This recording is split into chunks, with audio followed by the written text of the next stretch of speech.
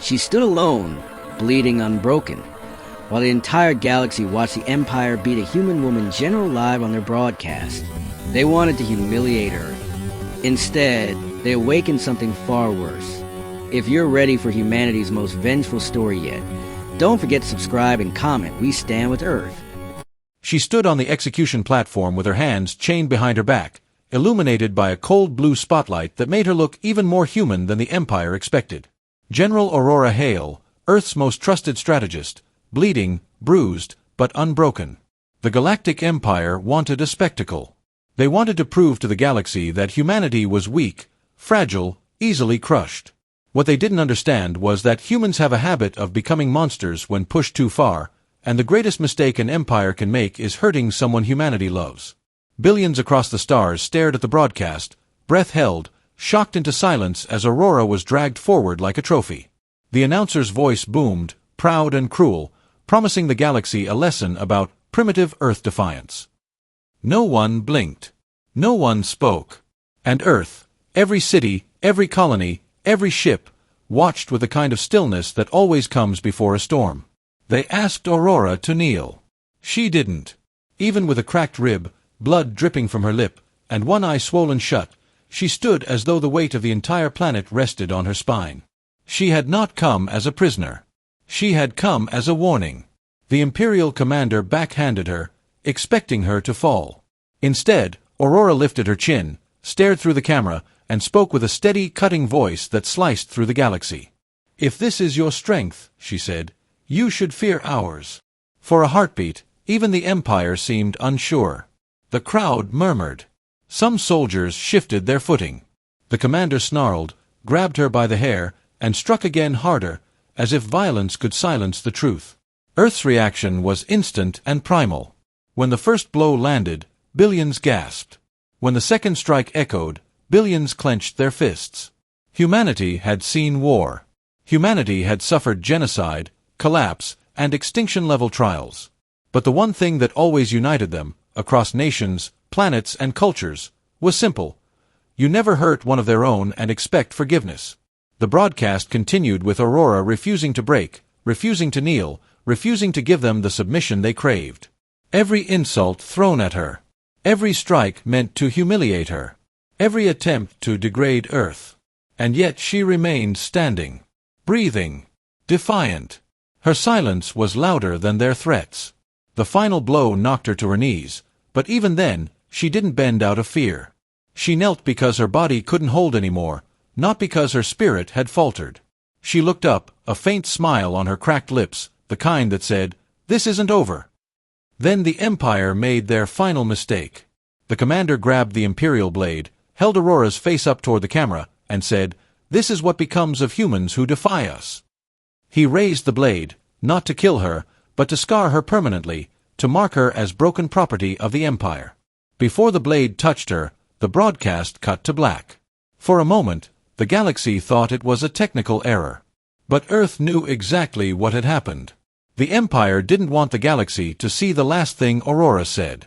Because the last thing she whispered, staring unflinching into the lens, had burned itself into the minds of every Imperial officer present. Earth does not bow. The screen went dark. Then came the global silence.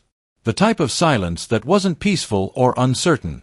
It was the silence that comes when rage is so deep, so universal, that no words can express it. Mothers, soldiers, engineers, students, miners, every single human felt the same thing. This was no longer politics. No longer diplomacy. No longer conflict. It was personal. And when it's personal to humans, they don't negotiate. They unify. Within seconds, communication lines across Earth erupted. Military channels lit up with officers requesting emergency action protocols. Civilian networks surged with fury. Terran colonies across Mars, Titan, Europa, and the Outer Belt sent raw, unfiltered messages demanding war. It didn't matter if they were aligned with different factions before. Humanity, fractured by borders and ideologies for centuries, suddenly felt like one single organism. One heartbeat. One purpose. Every leader in the United Terran Council understood what had to be done. The council president stepped forward during an emergency broadcast. His voice was heavy but steady. "This," he said, "is an attack on all of us." Documents were signed. Orders were transmitted. Factories fell silent for only the time it took to reconfigure for wartime production, then roared back to life. Orbital shipyards lit up with blazing furnaces, crafting armor and hulls and weapons not out of hatred, but out of duty. Across the colonies, volunteers lined up in numbers never recorded before in human history. Not because they were forced, because they chose to. Every human had seen Aurora's eyes in those final seconds. She wasn't pleading for help. She was promising retaliation. And humanity intended to deliver. The Empire had believed that showing her beaten would make Earth afraid. But the galaxy had forgotten what humanity truly is. The species that survived death worlds, crushed tyrants, rebuilt after catastrophe, and rose stronger every time they were challenged. Humans don't fear pain. They grow from it. And seeing Aurora humiliated didn't weaken Earth, it united it. Intelligence officers began analyzing the Empire's communication patterns. Tactical commanders studied the architecture of the broadcast station, identifying the location of her captivity. Engineers and scientists from rival corporations collaborated like old friends. Rival nations combined fleets without hesitation. Humanity's collective fury became structure, strategy, and purpose. They didn't scream. They didn't panic. They focused. A message was prepared, short and lethal in tone, to be transmitted back to the Empire. It didn't come from a general, nor a politician, nor even the council. It came from the people. Billions contributed a single line. Billions signed their names. It was the loudest whisper the galaxy had ever received. "You wanted the galaxy to watch," the message said. "Good. Now watch us." And when it transmitted, the Empire finally felt fear. Because they saw something far more terrifying than weapons or fleets. They saw humanity. United. Awake. And coming for them. The galaxy had seen humanity angry before, but never like this. The beating of General Aurora Hale hadn't just offended Earth, it had ignited something ancient, primal, and unstoppable. Humans were a species forged in disasters, tempered by wars, and raised on stories of standing up when the world wanted them on their knees. Now, with their finest general humiliated on a stage meant to crush human spirit, Earth responded with a unity that no empire had ever seen. What the Empire mistook for weakness was now transforming into purpose so sharp it could split star systems. Aurora Hale wasn't just a general. She was a symbol long before the Empire captured her. A prodigy who rose through the ranks not because of power or politics, but because she could see patterns in war like musicians see rhythm. The youngest to command a Terran battlefront. The strategist who saved New Carthage colony from a warlord fleet with only 2 cruisers and a broken defense grid. The commander who believed peace with the Empire was possible, until they betrayed the negotiation and took her. Her capture was more than a military loss. It was a betrayal of trust, of diplomacy, of the fragile line humans walked between survival and annihilation.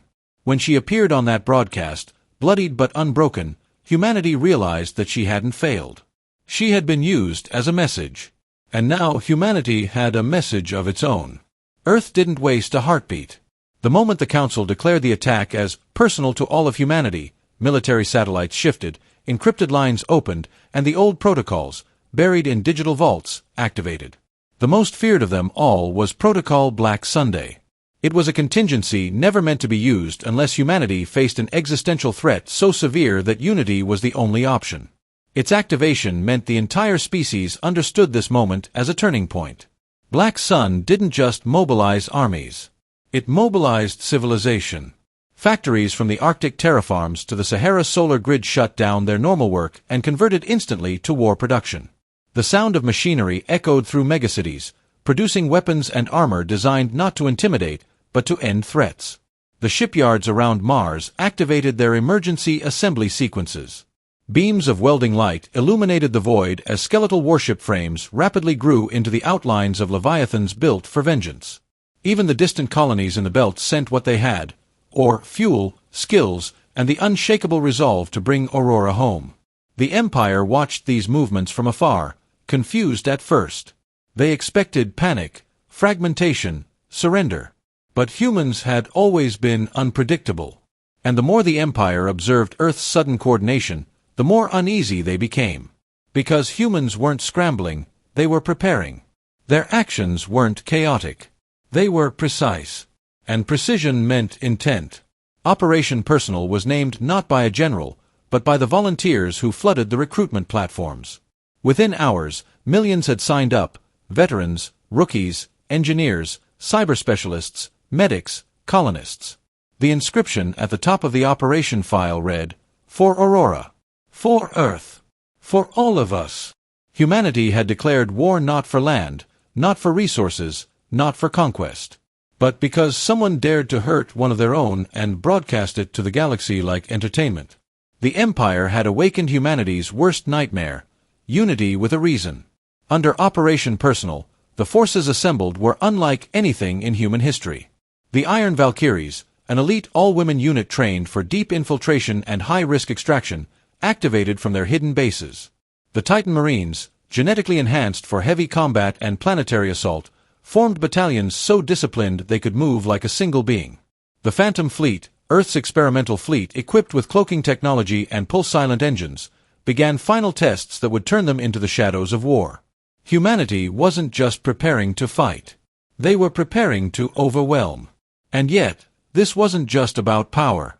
It was about identity. Humans fought not because they loved war, they didn't. They fought because they loved their own with a depth outsiders rarely understood. Humanity was known to defend ideas, values, cultures, but above all, people. The galaxy had underestimated the emotional fuel that ran through human blood. To harm one was to provoke all. Aurora's quiet defiance on that platform had done more than survive humiliation. It had united an entire species into a single purpose. While soldiers trained, intelligence divisions worked around the clock, decoding Imperial signals.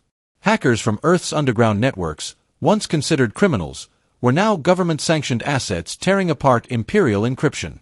Cyber units found the location of the broadcast origin, an Imperial city world known for its brutality. The Empire had made it the center of their propaganda machine. And now humanity planned to dismantle it piece by piece. The council chambers became the center of strategy. Every major commander across colonies connected via holographic link. Tension filled the space, but it wasn't fear, it was focus. For the first time in history, rival nations and rival factions stood shoulder to shoulder, united by Aurora's last words. Each faction offered ships, weapons, specialists. Earth's strategy wasn't to unleash chaos. It was to unleash precision. They also knew Aurora mattered far beyond the broadcast. She was the mind behind counter-empire strategies, the architect of simulations predicting Imperial patterns. Her survival wasn't just symbolic. It was essential. And humanity would tear apart the galaxy to bring her back. Engineers enhanced drop pods for quicker deployments. Scientists accelerated development of plasma-resilient armor. Pilots memorized the interior maps of Imperial strongholds. Even children in distant colonies wrote messages for soldiers to carry into battle, messages filled with a simple sentiment: bring her home. The Empire sensed the shift when their spies returned with trembling reports. They described Earth as burning with quiet rage, speaking in one voice, and moving with a purpose we have no defense against. Empire leadership tried to dismiss it as emotional instability, as human impulsiveness. But one Imperial tactician saw the truth and wrote a brief memo that would never reach the Emperor. When humans unify, they do not fight wars. They end them. Communications between Imperial officers grew more frantic. They strengthened border patrols, increased military presence near key stations. But every analyst within the Empire knew the truth: Earth's mobilization was too organized, too synchronized, too determined. This wasn't a reaction. This was a declaration. And then humanity sent one more message. This time not through an encrypted channel, but through the same broadcast network the Empire used to display Aurora's suffering. The transmission cut into the Empire's nightly news program, startling billions. On the screen wasn't a leader or a fleet or a threat. It was a simple black background with a single line of white text: "You hurt one of us. Now you face all of us." It lasted only 3 seconds. But in those 3 seconds, the Empire realized the scale of their mistake. The final moment of Section 2 closes on a truth echoing across the stars. Humanity wasn't coming for revenge. They were coming for justice.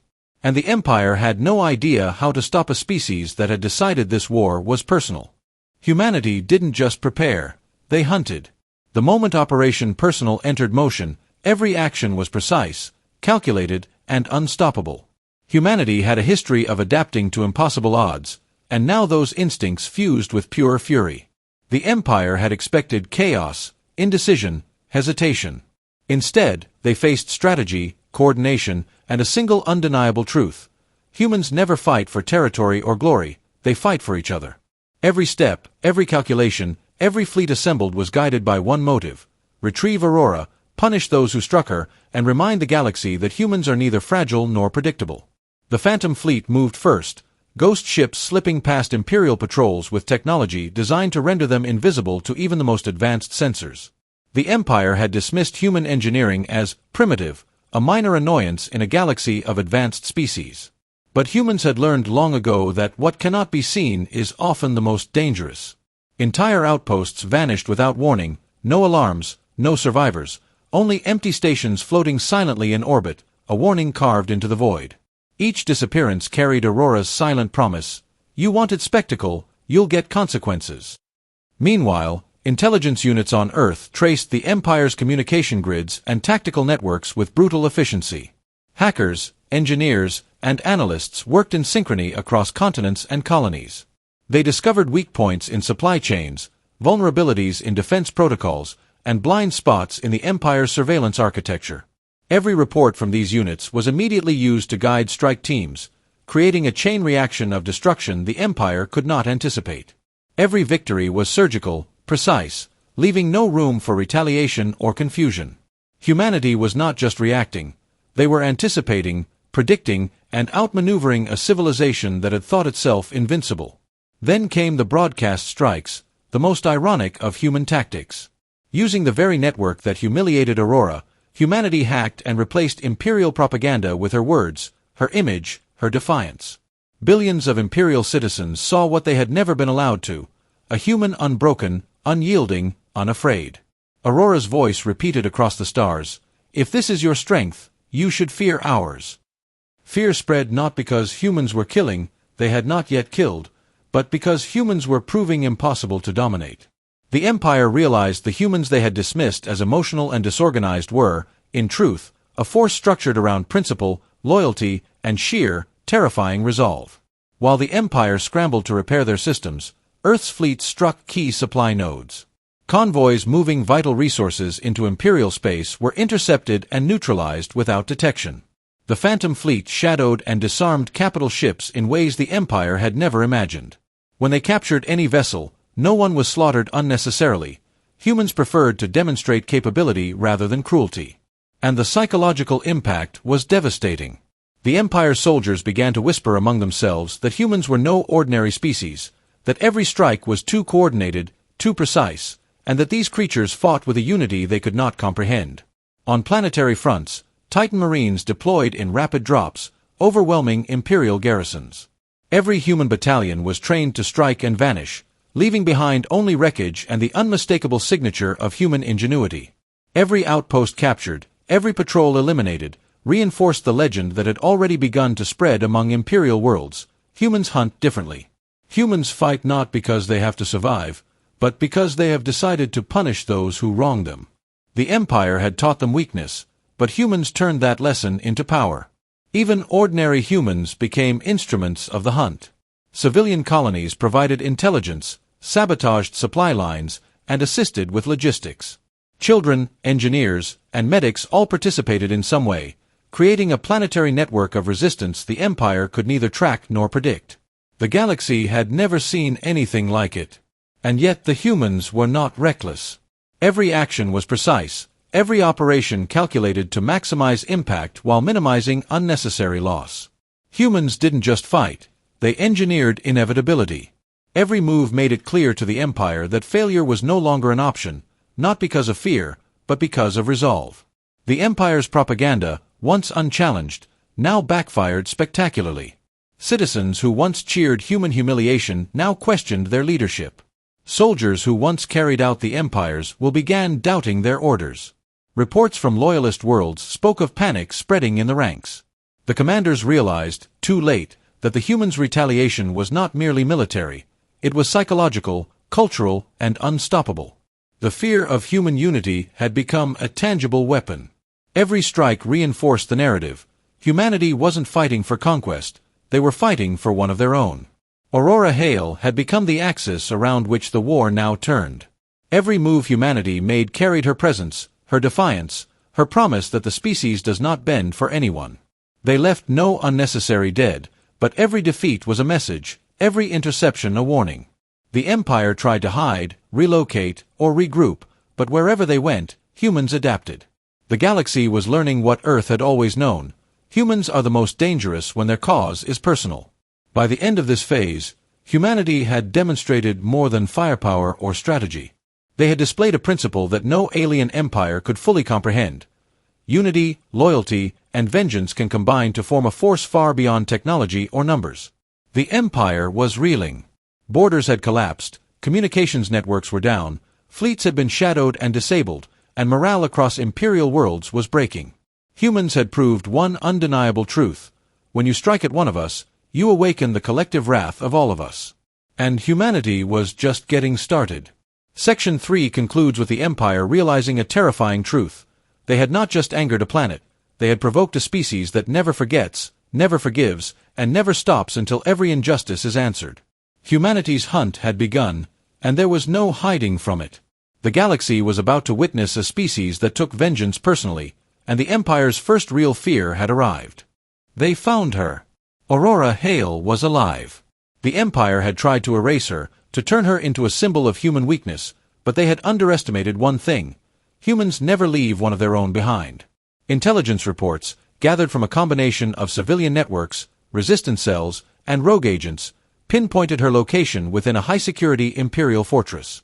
The moment her coordinates were confirmed, humanity shifted from precision strikes to extraction. Every operation had been leading to this. Every fleet, every battalion, every strike, had been a prelude to the rescue of the general they all loved and feared. Aurora's survival was no longer just strategic, it was sacred. The elite units deployed immediately. The Iron Valkyries, trained for operations others deemed impossible, moved with the quiet ferocity of shadows. The Titan Marines prepared for the kind of heavy confrontation they had never faced, their armor bristling with energy shields and adaptive weaponry. And the Phantom Fleet, still undetected, moved silently above the fortress, ready to cut off any escape routes or reinforcements. Everything was synchronized to the second. Humanity had never struck with more unity, more focus, more determination. This was no longer a war.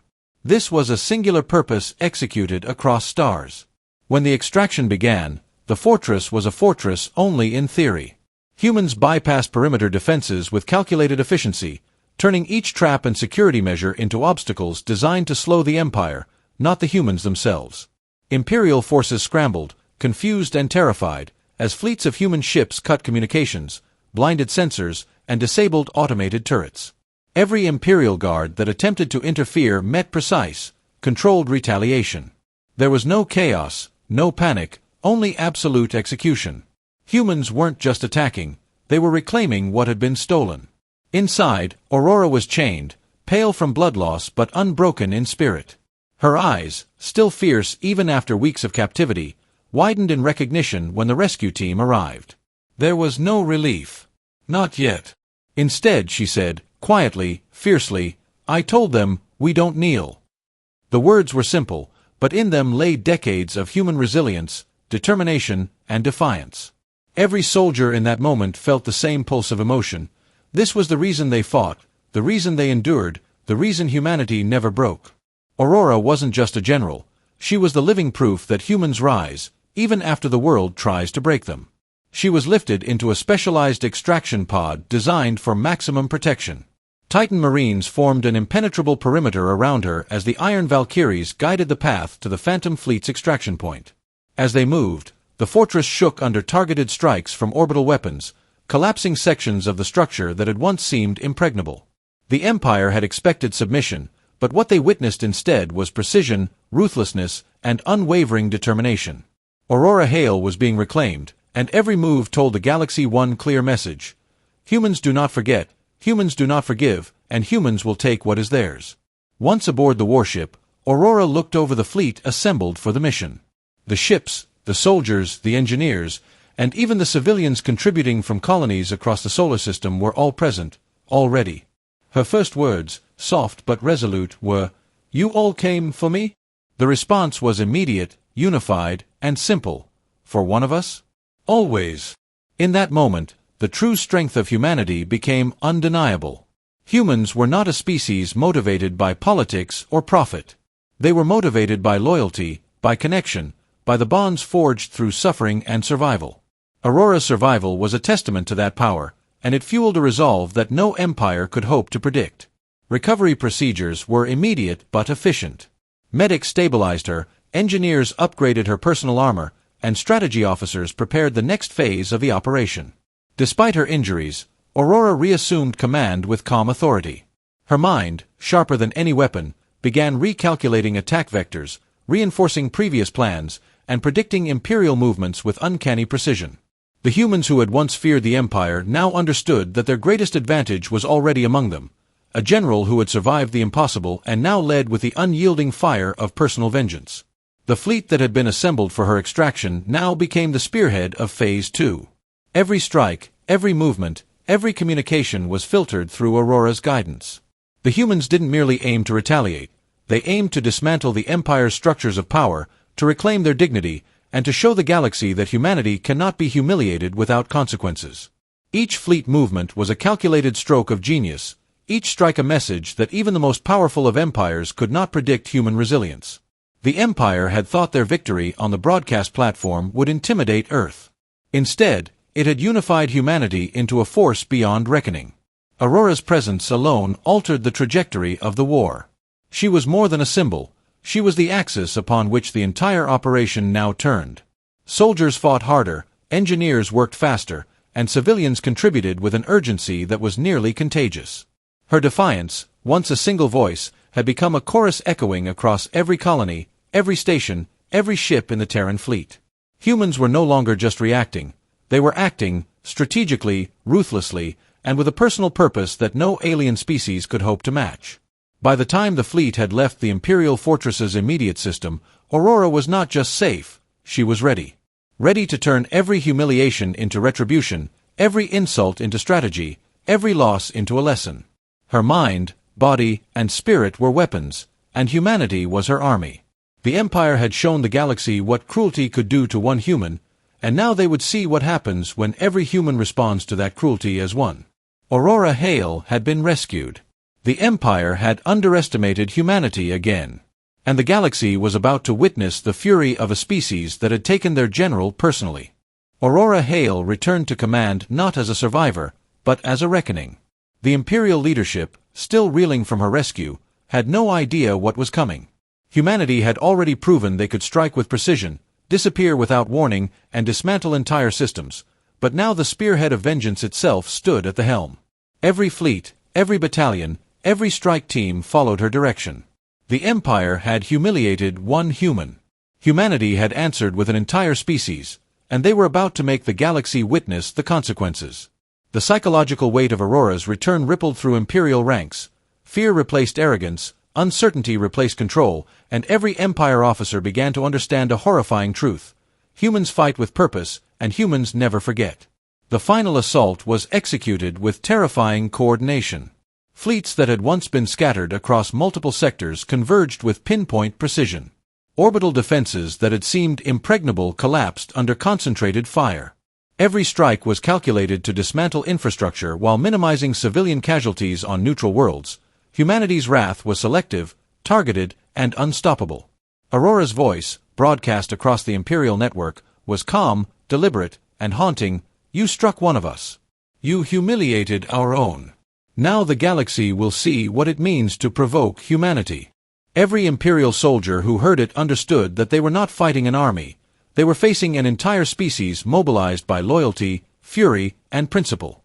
The Empire's throne world, once considered the heart of their unchallenged power, became the focal point of humanity's vengeance. Aurora's strategy ensured the planet was isolated, communications cut, reinforcements blocked. The Phantom Fleet lurked in the shadows, ready to strike at critical junctions. Titan Marines and Iron Valkyries prepared for rapid deployment. Every move was synchronized, precise, and terrifying in its efficiency. The galaxy watched in awe, fear, and disbelief as humanity approached the pinnacle of retaliation, not as conquerors, but as a species defending its own. Aurora's presence was the axis around which the entire operation revolved, and the Empire felt the crushing weight of one undeniable reality: humans were unstoppable when their cause was personal. As the assault began, the Empire's propaganda collapsed under the truth of Aurora's words. She broadcasted the Empire's crimes, its betrayals, its arrogance, and every lie to the galaxy. Imperial citizens who had cheered human suffering now questioned their leaders. Soldiers who had blindly obeyed orders began to doubt their purpose. Across every sector, whispers spread like wildfire: these humans, they do not yield. They do not forgive. They are not to be underestimated. Aurora's voice became a symbol of righteous fury and unstoppable competence. The Empire had once sought to humiliate a single human. Humanity responded with the most sophisticated, coordinated, and merciless counteroffensive ever executed in history, and the galaxy bore witness to the scale of human resolve. The final confrontation came not with reckless fury but with calculated authority. Aurora faced the Emperor personally, her body still bearing the marks of the broadcast beating, her mind sharper than ever. She stood not as a victim but as the embodiment of humanity's fury. "You struck me to humiliate Earth," she said, her voice cold and deliberate, "but Earth does not kneel. It answers. And we answer with precision, with justice, and with the fury of a species you underestimated at every turn."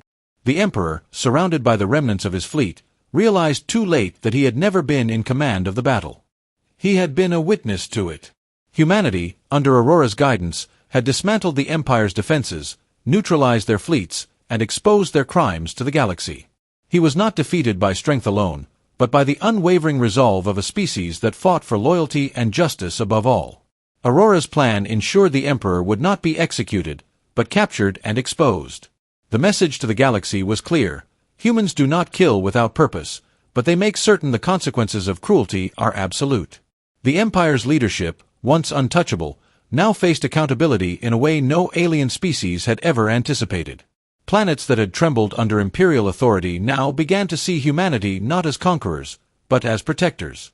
The species that had once been underestimated had proven that loyalty, defiance, and the collective fury of one's own could topple the greatest power in the galaxy. The Empire's arrogance had been its undoing, and Aurora Hale stood as the undeniable proof of human resilience and superiority. The galaxy would remember this day for generations. It was not the day the Empire fell because of superior firepower or numbers. It was the day they learned what happens when a species fights for its own. Humans had transformed humiliation into unity, suffering into strategy, and vengeance into a demonstration of principle. Aurora Hale, once beaten, once chained, now stood as a symbol of the species' capacity to endure, retaliate, and prevail. Every citizen, soldier, and leader of Earth understood that when humanity declares a war personal, it does not end until justice has been fulfilled. The story of one general had become the story of an entire species, and the galaxy would never forget it. By the end, the phrase echoed across the stars: "We took it personally." It was no longer just a declaration, it was a promise. The Empire had taught humans what cruelty meant, and humans had returned the lesson amplified, refined, and unstoppable. Aurora's eyes scanned the remnants of the Imperial throne world, and a faint, unwavering smile crossed her face. The Empire had learned the hard truth: humans protect their own. They avenge, they endure, and when provoked, they become a force of nature. The day the Empire struck one human had become the day humanity awoke, united and unrivaled. The galaxy had seen the strength of humans, not as a threat to be dismissed, but as a reckoning to be feared. It was personal, it was total, and it was unstoppable. Humanity had reclaimed its honor, its general, and its place in the stars. Aurora Hale had been rescued, and in doing so, had led the greatest HFY story the galaxy had ever witnessed. The Empire's arrogance had been dismantled, and humanity's legend had been forged in blood, fire, and unwavering loyalty. The species that had once been underestimated now commanded respect, fear, and admiration across systems. And as the fleets regrouped, and the survivors of the Empire's propaganda machine witnessed their defeat, one truth remained clear: humans don't just survive. Humans rise, stronger after every insult, every blow, and every betrayal. They endure. They unify. And when they fight for one of their own, the galaxy knows that they answer personally, completely, and without mercy.